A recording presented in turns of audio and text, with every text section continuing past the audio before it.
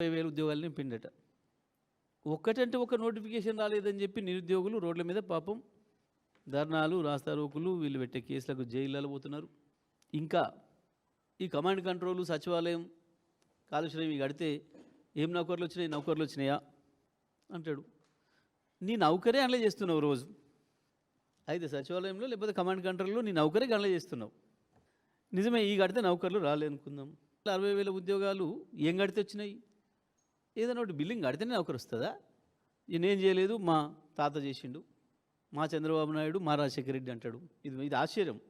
ఎవరన్నా అంటే ఒకటి చంద్రబాబు నాయుడు మా చంద్రబాబు అంటారు, రాజశేఖర రెడ్డిని వ్యతిరేకిస్తారు. లేదా రాజశేఖర రెడ్డిని ఇష్టపడ్డోళ్ళు మా రాజశేఖర రెడ్డి అంటారు, చంద్రబాబుని వ్యతిరేకిస్తారు. కానీ మా చంద్రబాబు నాయుడు, మా రాజశేఖర రెడ్డి అంటూ ఒక్కనే చూస్తున్నాం ప్రపంచంలో మనం. ఈ సృష్టి వాళ్ళకి ఆశ్చర్యంగా అనిపిస్తూ ఉంది. ఇక 2004 నుంచి 14 అట స్వర్ణయుగం అట. కొంచెమన్నా సిగ్గుండాలి.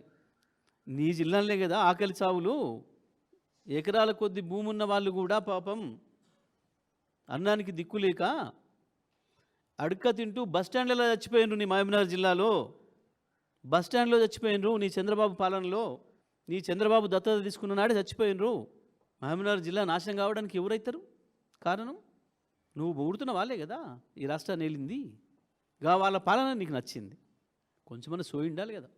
నల్గొండ జిల్లా ఫ్లోరిన్ తెచ్చిందెవడు? ఆదిలాబాద్, కరీంనగర్, నిజామాబాద్ జిల్లాల నుంచి వేలాది లక్షలాది మంది పోయి దుబాయ్, ఇతర ప్రాంతాలకు పోయి వలస బతుకుతూ హింస పడుతున్నది ఇది ఎవరి పాలనలో? నీ పాలనే కదా, నీ పార్టీల పాలనే కదా. భారతదేశంలో 1000 పైగా గురుకుల పాఠశాలలు ఉన్న ఏకైక రాష్ట్రం తెలంగాణ. మనకంటే 3 రెట్ల ఎక్కువ జనాభా ఉన్న రాష్ట్రాలలో కూడా లేవు.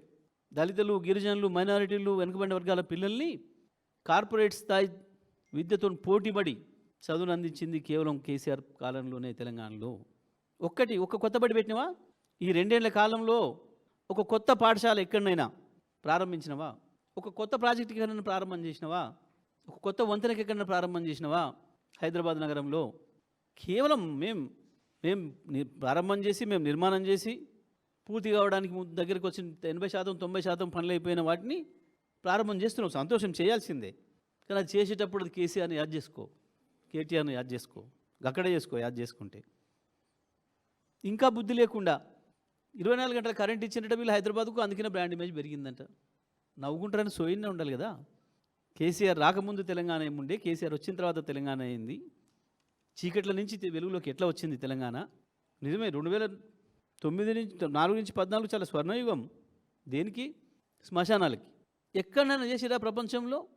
పారిశ్రామికవేత్తలే స్వయంగా ధర్నాలు చేసిన ఏకైక సందర్భం ప్రపంచ చరిత్రలో మొదటిసారి హైదరాబాద్లోనే జరిగింది. నువ్వు ఇలా గొప్పగా ఓడుతున్నావు నీ కాంగ్రెస్ పాలనలో.